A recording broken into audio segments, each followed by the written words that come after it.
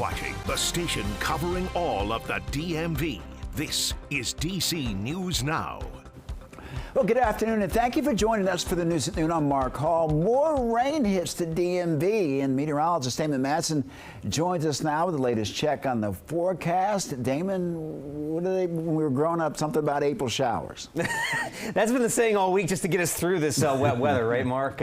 Yeah, we are unfortunately seeing more rain across parts of the DMV, and ironically enough, today, so far, the setup has been areas that didn't see a lot of rain yesterday are getting soaked. Others that were soggy yesterday staying dry. Here's what we're talking about. Check it out. Out toward the I-81 corridor up into Hagerstown, Frederick, where the rain pretty much sat all day. There is no rainfall happening at the moment, but closer to D.C., down across southern Maryland and basically right along I-95 is where there are buckets of rain coming down. It's steady to heavy at times, as indicated here by the yellows and the reds that are streaming up from the south. And a closer view in, there's that sharp cutoff as you get to Rockville over toward Reston and Fairfax County as well. It's just some light sprinkles, but if you go about 10, 15 miles south and east, you start running into some very heavy rain across the district, and then especially as you move east into Prince George's County from Bowie to Mitchellville down into Maryville, it is coming down, pouring if you will too, with some of these oranges and reds popping up, and much of the same can be said across Calvert, Charles, and St. Mary's counties. Very heavy rain at the moment coming down in Mechanicsville, so we are really seeing those soggy conditions, and this rain, it's slowly lifting northward and it's leading a little bit west. So locations all the way out toward the I-81 corridor will also get in on some of this rain by later in the afternoon. And then as we head toward the night, we don't stop with the rain, but it does lighten up just a little bit. So again, we'll detail out who could see the most rainfall before the end of the day and when things may dry out this weekend, coming up in your full forecast here in just a bit. All right, Damon, thank you. The Supreme Court ruled unanimously that the Trump administration must return a Maryland man mistakenly deported to El Salvador. His lawyer, community members, and loved ones have been pushing for this for almost a month. And DC News Now's Jean-Marie Sasay is at the Supreme Court with the latest. Yeah, this decision is what many people supporting Kilmar Abrego Garcia have been waiting for. It was a unanimous decision by the Supreme Court stating the White House must facilitate his return back home to the U.S. 29-year-old Kilmar Abrego Garcia was first deported by ICE back in March, but the Salvadorian man had an immigration court order preventing his deportation back to El Salvador in fear of persecution from local gangs. The Trump administration did admit sending him to an Salvadorian prison was an administrative error, but claimed he was a member of the MS-13 gang, although he was never charged or convicted of a crime. Now, family members, community, and his lawyers were pushing for his return last week, and they requested that the U.S. District Court return him home. And the judge agreed, giving the Trump administration a deadline on Monday to have Abrego Garcia back in the U.S. But the Trump administration did appeal this. And on Thursday, the Supreme Court ruled the Trump administration must bring Abrego Garcia back to the U.S. to his wife and children. Now, in a statement from the White House, officials say, as the Supreme Court correctly recognized, it is the exclusive prerogative of the president to conduct foreign affairs. By directly noting the deference owed to the executive branch, this ruling once again illustrates that activist judges do not have the jurisdiction to seize control of the president's authority to conduct foreign policy. Now, those in support of this decision, like Governor Wes Moore said in a statement, as the governor of Maryland, public safety is my #1 priority, but our system of justice demands fairness. The U.S. Supreme Court has unanimously spoken that fairness is expected for Kilmar. Now, at this time, it's not clear exactly when Abrego Garcia will return home back to Maryland. For now, reporting in Northeast D.C., I'm Jean-Marie Sasay, DC News Now. We're trying to get the world to treat us fairly. This is something that should have been done 25 years ago. The U.S. pulling back a majority of the president's Liberation Day tariffs. However, 10% levies still remain on most countries, and the U.S.-China trade war continues to escalate. Well, today, China announcing 125% tariffs on U.S. goods, while the tax on Chinese goods increased again at 145%. The president also saying that he's planning more tariffs on specific imports like pharmaceuticals, lumber, copper, and computer chips. While Republicans support the president, many Democrats say the back and forth is hurting the economy. Trade wars never end well. He started one, It's not clear to me that he is going to end it. He imposes them, threatens them, pulls some of them back. We have a huge trade deficit. It's not fair. America's farmers, ranchers, and manufacturers, we can compete with anybody with a level playing field. Some economists say the back and forth is contributing to sinking Asian markets. China is also seeking to work with other countries affected by the tariffs and put more countermeasures against the U.S. China says the world must embrace fairness, adding that they are committed to opening their economy to the wider world. Meantime, the European Union is pausing its retaliatory tariffs on the U.S. to make room for negotiations before the president's decision to pause the tariffs. Well, the EU approved a set of tariffs on $23 billion in goods after President Trump imposed a 20% levy on European goods. Well, happening today in D.C. restaurant workers are planning to picket the Le Diplomat restaurant. Workers are asking the restaurant owners, Star Restaurants, to recognize their union, but they allege Star refused to do so.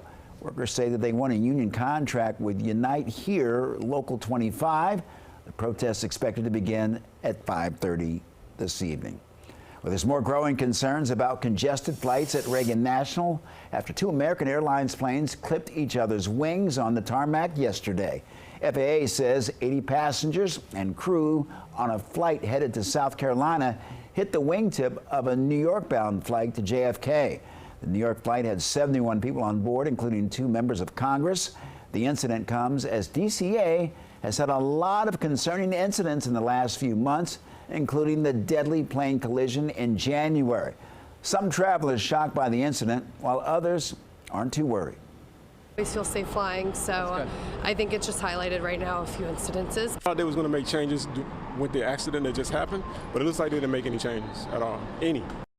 American Airlines says one wingtip was damaged on each of their two planes and were taken out of service. Virginia Senator Mark Warner says a full investigation must happen as soon as possible. Well, and the new report shows that fewer people are dying in car crashes. The National Highway Traffic Safety Administration says that they've seen a drop between the last year and 2023. Last year, 39,000 people were killed compared to nearly 41,000 2 years ago. And this is the third straight year that we're seeing a decline in deaths. Most people killed in crashes last year happened during the summer months.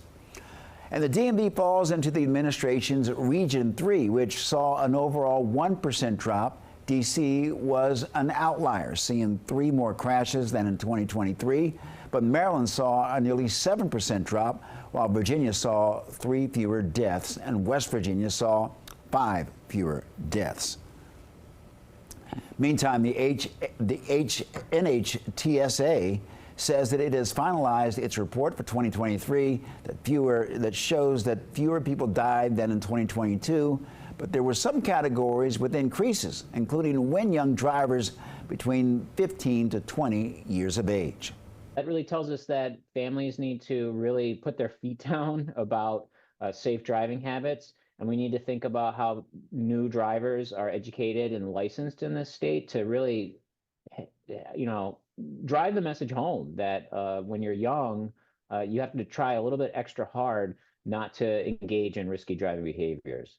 And Shield Drop adds the best thing is to stick to the speed limit and never to drink and drive. AAA says they'll always pay attention to the pedestrians crossing roads, as this was another possible contributing factor to an increase in traffic deaths. Well, one major health benefit could be available for some families in Maryland. Prince George's County Council passed a bill that expands fertility coverage for county workers. The proposal covers egg freezing and IVF for county health plans. For the two council members back in the efforts, they shared their personal experience, and they say expanding fertility coverage will help so many families. We employ so many people here in Prince George's County that work for the county. And so we have to have these conversations about family planning. And if it was offered as a service, more people would take the service, right? And so there's an education needed and an access. More access to health providers in the county is important as well. The county passed the bill unanimously. Well, the clock is ticking. You have until Tuesday to file your taxes, and this is obviously a busy week for a lot of people getting their documents in order. Reporter Laura Hutchinson with our sister station is helping you stretch your dollar with some tips so you don't end up paying for penalties in the end. That time of year again, make sure you do your taxes before deadline. The deadline to file your federal taxes and in most cases state taxes is April 15th this year. The only exception is if the IRS has already granted you an extension if you were affected by natural disasters such as Hurricane Helene and other storms in October, as well as the LA County wildfires earlier this year. The first step is to gather your tax documents in one place, like W-2s and any kind of 1099 forms. You may have a high yield savings account, so you may get a 1099 form from your bank. If you have investments, you may get a different 1099 form, 1099 DIV. You may get a 1099-K for transactions through third-party payment platforms like PayPal, Venmo, or Zelle. Anything that's income, not if you're splitting a bill and not if you're basically getting money you loaned a friend or money that you're giving to a relative. If it is income, if it's money you're receiving for a service, if it's money you're receiving for a product that you've made, that is taxable income, and you want to make sure that it's recorded. Once you have all your tax forms, you can file on your own using a tax software, many of which have a simple question and answer format. There are multiple options that allow you to file for free. Check if you're eligible on the IRS website. Or you can find a tax professional. Lots of really great tax professionals are available. We encourage people to go to irs.gov to check out our directory of tax professionals. And these are people who are certified by the IRS to prepare taxes. They're registered with us.